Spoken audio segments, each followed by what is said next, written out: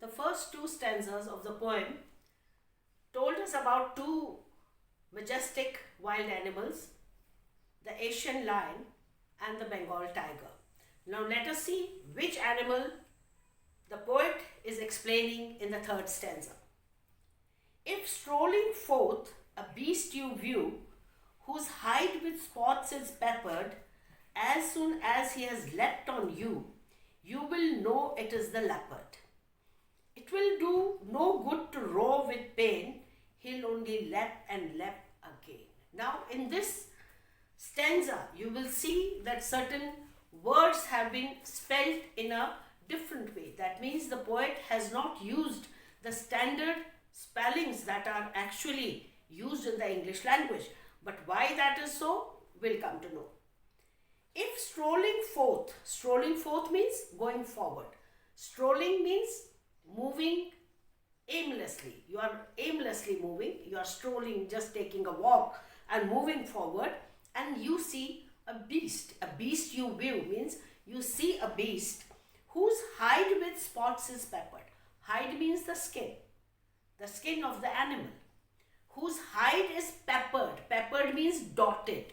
It is dotted with black spots, as if the pepper has been sprinkled on it. The word peppered has been taken from the word pepper. When we sprinkle pepper, there are black dots on whatever we sprinkle the pepper.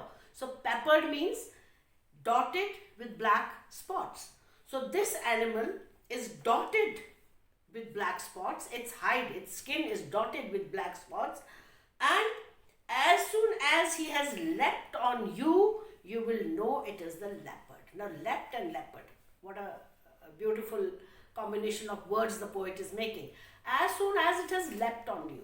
Leapt means as soon as it leaps on you, as soon as it jumps on you or it pounces on you, you will come to know that it is a leopard. Now here, the spelling of leapt, L-E-P-T, is not the correct spelling. The correct spelling should be L-E-A-P-T.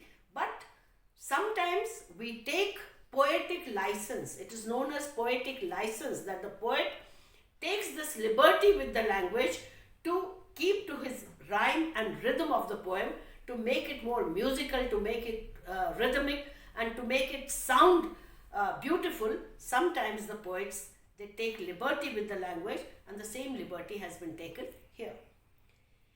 It will do no good to roar with pain. It's not going to help you. If you start roaring with pain, if you start shouting with pain, if you start crying with pain, it's not going to help you, because your shouting, your crying are not going to thwart the animal. They are not going to stop the animal, but rather he will leap on you again and again and again. He is going to leap on you, jump on you, pounce on you, kill you. So by this behavior of the animal, you will come to know that it is a leopard.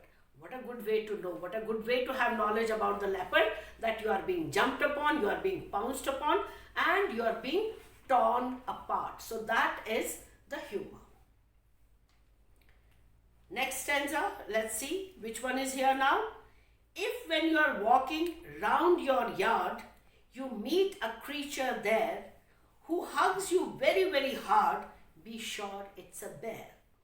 If you have any doubts, I guess, he will give you just one more caress. If you are walking round your yard, yard means courtyard, आंगन जिसको बोलते हैं, the ground around your house. If you are walking and some animal, you meet a creature, you meet an animal over there who hugs you very hard. Bear hugs are very famous. Somebody who hugs you very hard and takes you in its embrace is known as a bear hug, giving you a bear hug. Now, but again it is ironical, but because when the bear hugs somebody, he doesn't mean it lovingly. He just crushes the creature. He just crushes that being into nothingness. He just crushes that being into death. So that is a bear hug actually. So if it hugs you very hard, you should be sure that it is a bear who has taken you in its embrace and is going to crush you. And if you have any doubts, whether it's a bear or a not bear, and your face shows that perplexity, your face shows that confusion, whether it's a bear or not, it will give you a caress. Caress means it's going to lovingly stroke you. That stroke is not a caress actually. That stroke is actually that it is pawing you. It's actually going to kill you.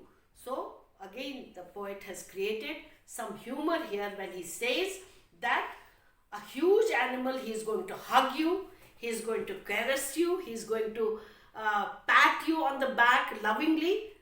Nothing doing. The bear is not going to embrace you in a friendly manner. The bear is not going to caress you in a loving manner. Rather, the bear is going to hug you to kill you. The bear is going to give you a caress to paw upon you. So it is again a humorous stanza.